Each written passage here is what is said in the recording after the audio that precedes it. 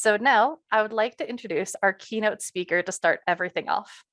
Dr. James Goodman is the founder and president CEO of HySpeed Computing, a technology company specializing in the development of advanced algorithms and analytic tools for the geospatial community. His current work focuses on creating next-generation remote sensing applications that leverage cloud computing resources to deliver robust solutions at scale. He has over 25 years of experience in remote sensing, mathematical modeling, imaging spectrometry, and high-performance computing. He holds a BA from Dartmouth Community, an MS from CU Boulder, and a PhD from UC Davis. And today he's going to be presenting on Beyond the Edge, the future of space-based data analysis. All right, Jamie, please take it away. Thank you so much, Megan. Let me start by share the screen to get going. All right, thank you again. Hello to everyone out there. It's a pleasure to be here today. I really appreciate you taking the time to listen to my thoughts, hopefully not rambling thoughts, hopefully fairly coherent thoughts on the future of space-based data computing. Before we begin, a quick thank you to L3 Harris Geospatial for inviting me to speak today. It's certainly an honor to be the lead-off keynote for such a distinguished lineup of speakers. I'm going to be sticking around for the rest of the day and tomorrow, and I hope you will as well. This is going to be a great series of talks. So on to the topic that I'll be addressing, Beyond the Edge, the future of space-based data analytics. Essentially, I'm going to take you on a little bit of a journey. We're going to start in the past, go through the present, and look at some possible future scenarios for space-based data processing. And I'm saying data for a reason, you'll see, not just imagery. Along the way, we're also going to showcase an exciting new project that we're working on, where we're running ENVI on the International Space Station. So really exciting, but we'll get to that in a little bit. So let's get started. Slides would advance. There we go. So the past. This is a rather simple diagram of how I kind of see the past Earth observing ecosystem. So for starters, for most of the talk, I'm going to be talking about sensors in low Earth orbit. And there are, of course, the geostationary sensors and, of course, various suborbital platforms, airborne platforms and whatnot. But we're really talking about low Earth orbit. In the past, we had a fairly limited number of sensors up there. It was dominated by passive optical multispectral. So think Landsat, which is hitting 50 years this year, which is quite a milestone. There was some, scattered early radar as well, but multispectral really dominated the landscape. There were also, so in my diagram, you kind of see just a few scattered satellites, and you've got only a limited number of ground stations. So getting data down was not all that easy back in the good old days, which wasn't that long ago. Historically, so data was essentially downlinked at these individual international ground stations, right? So if you're thinking of Landsat as an example, they weren't required to send their data back. This is initially, they weren't required to send it back to USGS to be put in the archives. It stayed at those ground stations, in fact. And so in the early days, you really only had access to what was downloaded in your region. And it wasn't until 2010 that the Landsat Global Archive Consolidation effort was started. And that was to reach out to all these international ground stations and bring data back into a centralized archive. So you can kind of see where we're going with this. In the past, data was sitting in these big archives, these warehouses, where yes, we had pre-processing done, but the real analysis was done out on the local machines and networks. And that's not necessarily saying it's just on home computers or desktop computers. There were certainly, servers and networks at play here, but it was at the user end of the equation here. But let's let's step forward. Okay, so this is the present now. We've now got a significantly greater number of satellites flying. The International Space Station is now playing a greater role in Earth observation for testing out new technology, as well as even operational sensors. There are more ground stations, and we've had a shift in how the computing environment has been working. So kind of what's really driving this? You know, space has never been more accessible than it is today. As with the rest of all the different technology industries, you know, we're doing the faster, smaller, cheaper. You know, the ability to get to space has, you know, never been more affordable as well, and hence you know, our entire industry is blossoming. What this leads to is this massive exponential increase in spectral data. And spectral here, I come from a hyperspectral remote sensing background, so I tend to always jump into spectral means hyperspectral, but not here. Here I'm really referring to spectral meaning image data. So this can be multispectral, this can be hyperspectral, it could be LiDAR data, it can be SAR data. It's just really image data, multi-layered image data, which is acquired at different wavelengths. So this expansion is, we have greater spatial resolution, spectral resolution, temporal resolution. I mean, we're getting data collects multiple times per day. That's phenomenal. You know, and that's being driven by, we have a larger number of satellites. There's huge satellite constellations. I mean, you know, Planet obviously, you know, has an enormous amount compared to what we were thinking of in the recent past. Now, what that means though, is that we're hitting, you know, it's this big data issue, right? Is Earth observation really is hitting true big data, volume, value, variety, velocity, veracity. It's hitting all the big items that define something as big data. So doing your analysis locally is now becoming, you know, less efficient, significantly less efficient. And so we're seeing a move, we're not seeing a move, we have moved into a largely cloud-based computing. So the majority, and again, you know, I'm not taking any local out of the equation. This is kind of where I see the dominant computing being done. And so that's now cloud.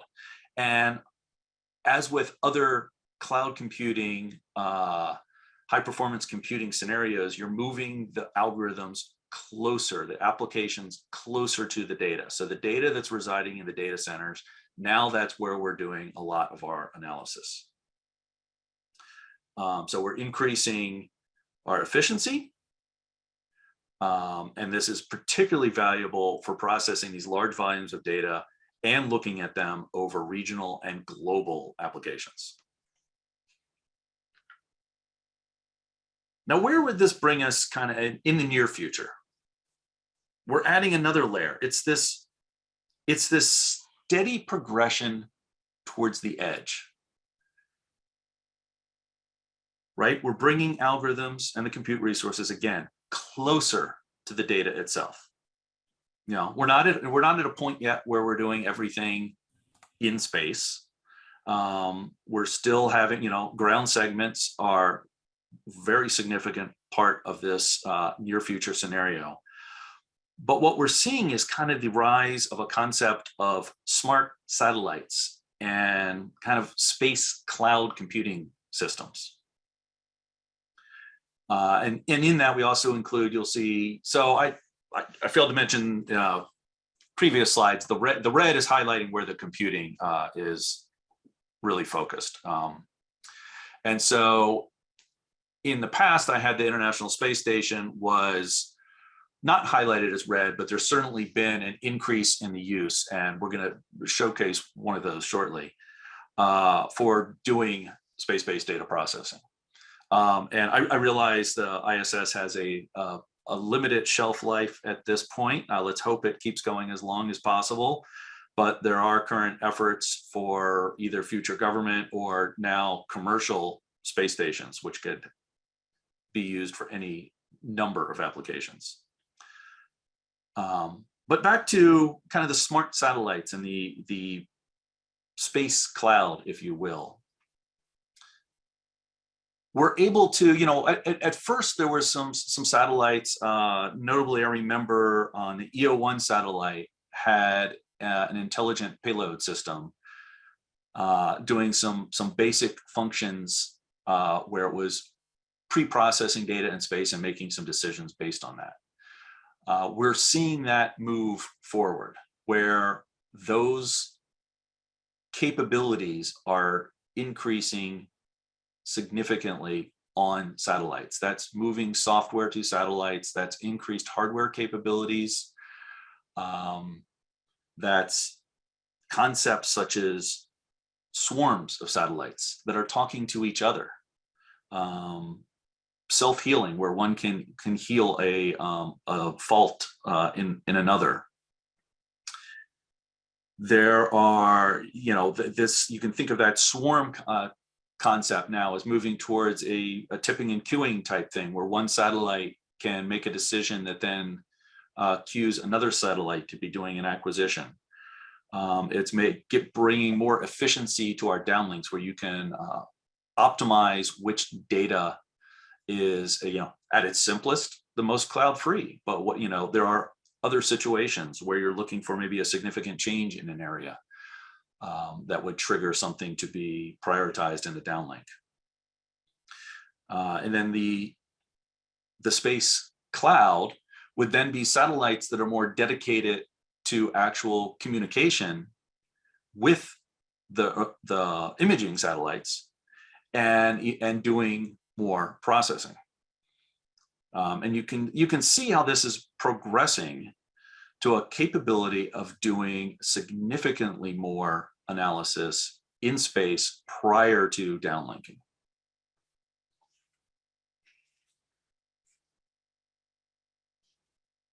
And as we step towards this future, one of the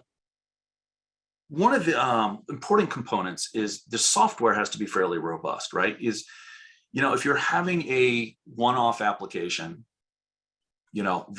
or maybe not one-off, you've got a collection of applications that you are running. With this scenario of computing more in space, you need to be adaptable. So you're not just automating your analysis, you're adapting to new situations. So for instance, if you're in a space cloud environment, you need to be able to adapt to new sensor types going up, some different sensor modalities, different spectral features. So whether multispectral or hyperspectral could be a different set of bands that you need to be able to ingest, and therefore you're going to be running different algorithms. And the same would go on the satellites themselves, even though they would be dedicated with a certain sensing modality, and that would be preset. We are now seeing user configurable satellites. We can change things on the satellite from you're not swapping hardware, but you are changing out some of the functionality of the satellite itself. So the software also needs to be able to adapt. And that brings me to our fun project that we've really just gotten started, and that's ENVI in space. As I mentioned at the very start of the presentation, we now have, as of January of this year, we have a full version of ENVI installed on HPE's, that's Hewlett Packard Enterprise, their Spaceborne Computer 2 on the ISS. I find it very exciting because everything I used to be able to just do on my desktop and can still do on my desktop that I could recently, in the recent past, I've been able to now do in the cloud, I can now do on the space station. I just find that fascinating. And I got to tell you, I'd love to be able to claim that we were the first people to put ENVI in space. We're the first to put ENVI on the International Space Station, but I have to give a shout out to Saraniasat. They installed ENVI last year on a free-flying satellite, and it's currently operating in space. So there are now 2 versions of ENVI in space, whereas just a couple years ago there were none.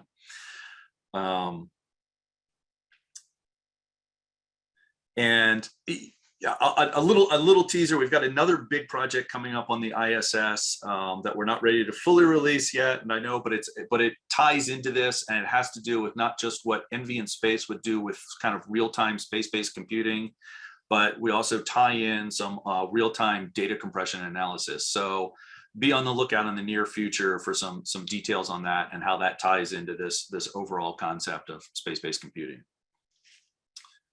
Let's take a closer look at the project itself. So I mentioned the Spaceborne Computer 2.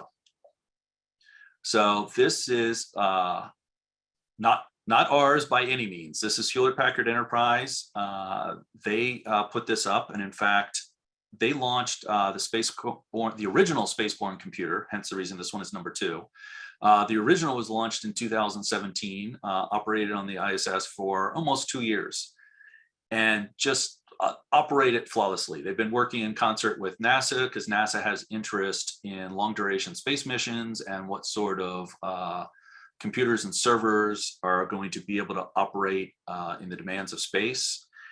And HPE wanted to test out, what can commercial off-the-shelf servers, how well will they perform over the long haul.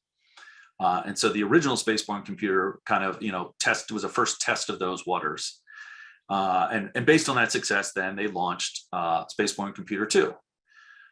Bigger, better, faster, as you might expect, taking some lessons learned from the past. And they launched this in 2021. And so, they were busy during the pandemic. And it's now installed on the Columbus module as of May of 2021. It was fully powered up and operational, and it's going to be up and operating, they expect, for about 2 to 3 years.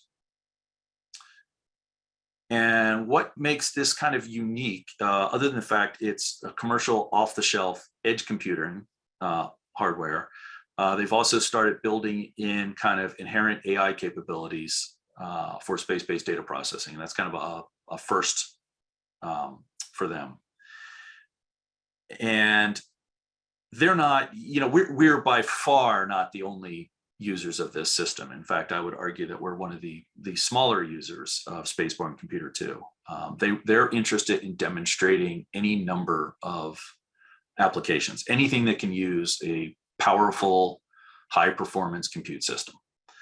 So you can think of some examples like that of they're using video and image data to analyze damage of the gloves that the astronauts wear on their spacewalks. So you can imagine the importance of maintaining the integrity of the gloves and of course spacesuits and everything else.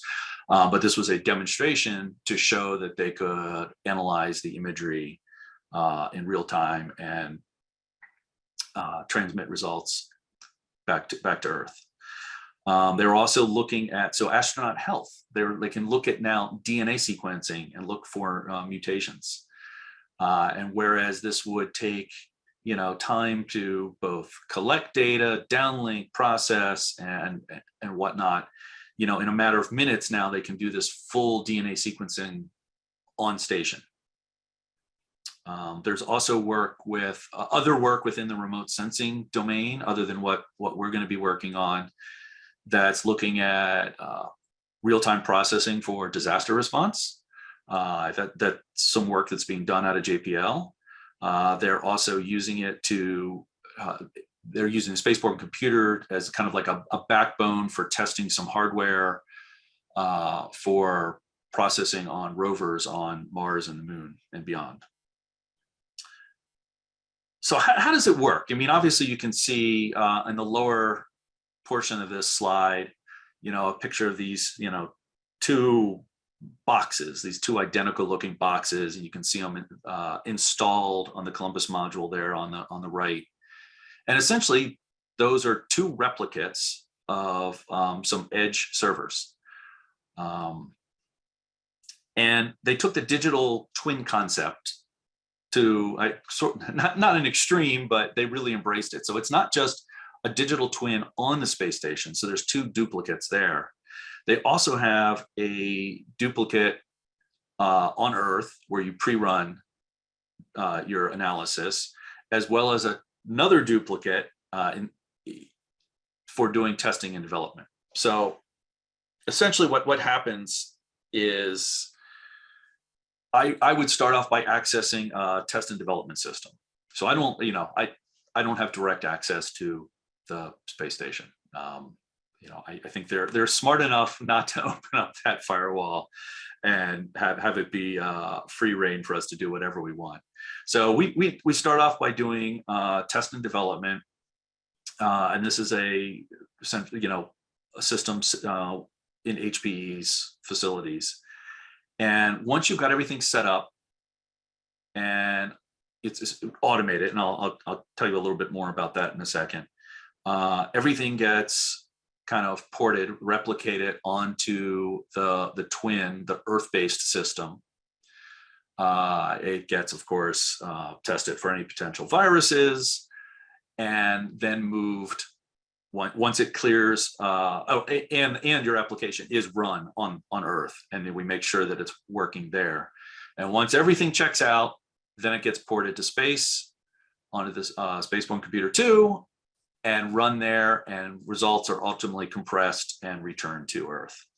And the user then goes back to those results and verifies that it operated as expected. And so far, everything has been operating completely as expected. We've had no surprise faults, which speaks both to the stability of ENVI and the stability of Spaceborne Computer. So how are we doing when I say automated? So back to that point. So this is a full version of ENVI. This is not a stripped down. This is not a runtime. This is full ENVI. So we uploaded an install file. These are Linux-based servers. They're licensed just like you would license it on your regular computer. And although that's a fairly sizable file when you think of it, once it's up, all you have to do is upload. In this case, we're still uploading data, but from a processing standpoint, all you really have to upload is the tasks themselves, which are on the order of kilobytes. Now, the data, we're not tied into a live sensor on station yet. We're working on that. But we're using it as a kind of proof of concept tech demo first to show that we can do the processing. So we're using example data. And there's some example data that default installs with ENVI you may all be familiar with. So we're using some of that because, of course, that's already there. We're uploading some small data sets of our own. This is mostly hyperspectral and multispectral because that's what I'm most familiar with. And what we do is it's a task. So it's a workflow automated as a task within ENVI. So to launch it, all you do is you can hit one command in a command line situation, and you launch the entire process. So this is just like you would be launching a task on ENVI in the cloud on Earth. So it makes it pretty easy, and that is also not just because that's what we're moving towards. We want to move towards this automation. That also is because we have an operator from HPE who's the PI of this Spaceborne Computer 2 project. His name's Mark Fernandez, wonderful person to work with. Couldn't have a better person to be representing this, the Spaceborne Computer project. And so you need something also that's easy for him. He's not an expert in all these different applications that are being run on Spaceborne Computer. So you need something where you're like, okay, hit this command line and let's go. And so that's what we're doing. Now, what are we doing with it? It's a good question, right? Obviously, given the focus of this talk and what I've been working on, we're doing a lot of examples in Earth observing analysis. But and that's kind of what we had in mind when we first got into it. And I actually wasn't, to be, I'll be honest with you, I wasn't actually thinking beyond that, because my focus was on Earth observation. And I thought, oh, what can we do with this? What can I do with my hyperspectral data that I so love on looking at beautiful coral reefs and trying to assess distribution and health and coastal environments and that sort of thing, and everything else we're all working on. I said, well, we've got ENVI up there. ENVI can analyze all sorts of imagery and all sorts of data. We have to, let's expand the examples of what we're working on. And so we did. So we're working on it, also doing some examples from like the Moon Mineralogy Mapper. So this was an older mission, hyperspectral mission back in 2008, 2009 for mineral mapping of the moon. But the data is all publicly available, and there's plenty of algorithms you can run out there that take advantage of hyperspectral data and mapping minerals. Similarly, there's the CRISM sensor that was orbiting Mars, or still is orbiting Mars, knock on wood, since 2005. That's the Compact Reconnaissance Imaging Spectrometer for Mars. So in a similar sense to the Moon, you're looking at mineral mapping. And of course, you've also seen media attention for mapping of water content as well. But in a sense, Moon, Mars, Earth, this is planetary Earth or remote sensing analysis. But why stop there, right? So we think of that example that Spaceborne Computer was looking at with analyzing the integrity of the gloves, astronauts' gloves. Well, there's a very important aspect of space flight, and particularly long duration space missions. And ultimately, when we think of returning to the moon and going to Mars, is also the integrity of the outer surfaces and materials on our spacecraft. So satellites, spacecrafts themselves, and the environment, your spacesuits. And so on spacecraft, you could think of micrometeorites and orbital debris striking these. And so here I'm showing an example of like a solar array, where you would be imaging the solar array and looking for defects or damage. Not really defects, damage that has occurred. So that's an important future component, or ongoing now on space station, but as we think to long duration space missions, that would also be significantly important. Add to that a concept of like plants, so actually growing food in space. So I don't know how many of you are familiar with Eden ISS project. So this is currently a space-based project, a ground-based project that is ideally moving to space. The concept is to optimize growing plants for food in space. And of course, there's an imaging component to that, which is monitoring plant health and plant condition, and for making decisions on nutrients and water, and generally upkeeping the health of the plants. So we're working with the University of Florida with some data that they've been collecting. And it's multispectral data, both a kind of a more simple 3-band multispectral to actually kind of like a 5-band. So, nothing into the hyperspectral yet, but that can still bring a lot of information about the plants. And finally, we're looking at kind of the medical field. Now, this is getting truly outside of any area of my expertise. And I can envision a wide range of applications where you're not necessarily replacing a doctor, but you are helping identify potential issues in real time that may need further attention. And the example I show here, though, is there's something known as spaceflight associated neuroocular syndrome. And that's something that does happen to astronauts that are currently in space, where the structure of their eye actually starts changing and it impacts their vision. There's active investigations into potential long-term impacts once they're back on Earth. But again, longer duration space missions, monitoring this becomes a more significant issue. And I'm going to move on in just a second to kind of more the Moon, Mars, and these long duration type missions. But I do want to, probably at the risk of getting inundated with emails potentially, now it's your turn. Is anybody else out there have a unique application you'd want to run on ENVI in space? We are looking for ideas and applications. Now, ideally, this is something you've already kind of deployed or developed as an ENVI task or we could easily transform as an ENVI task. You can run it on a very, relatively small data set. So think, less, we might be able to get away with 100 megabytes, but let's, keep it less than that.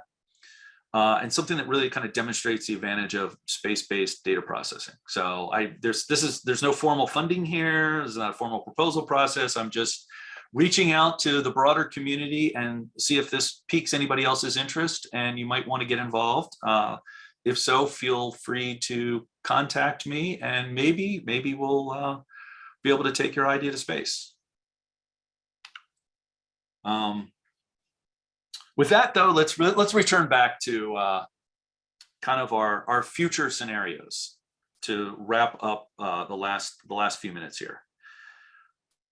So I was talking a lot about kind of long duration missions to the Moon and Mars. And as you can see on the left of this slide, and as is obvious, we're now a lot further away from Earth and our communication to the ground. Whereas you have, laser optical comms on Earth are increasing the ability, both bandwidth and speed of downlinking data. We're still now talking about the Moon and Mars. This is a long distance. So we need greater autonomy on these missions. So given this distance, you can see how the need and the use of having smart satellites where data is being processed to a large degree and decisions are being made in space and then downlinked. And in this case, I've kind of thought about this, and it's kind of like a local cloud, because obviously we're not talking a large development on the Moon or Mars. This is still local computing, but it's going to be handled, in the same manner as a cloud computing system, where it's the processing is done where the data is downlinked using high performance computers. And that's just to throw in kind of where we're going on the Moon and Mars, but I also want to importantly return to Earth. So where might we be going? So you'll notice now I've dropped out downlink and cloud processing on Earth.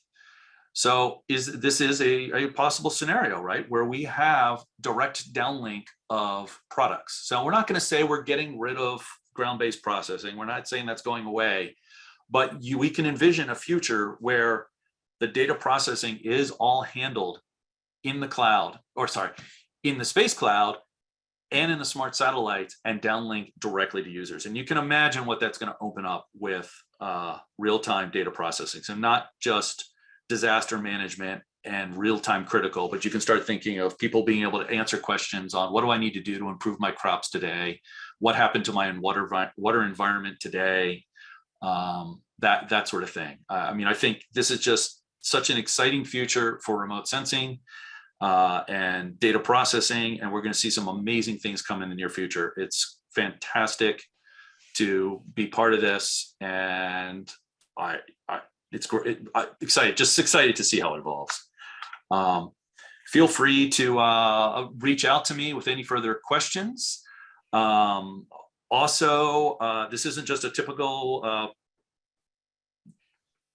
bid for saying follow us on social media, but I actually repost dozens of articles a week for remote sensing articles from just around the world. So this isn't just about what we're doing. I do all sorts of posts, and it's great to share. So use that as a resource. And thank you very much for your time. And with that, I will end. Thank you very much, Jamie. That was a wonderful synopsis of the past, the present, and hopefully a pretty amazing future for remote sensing data analysis and reach.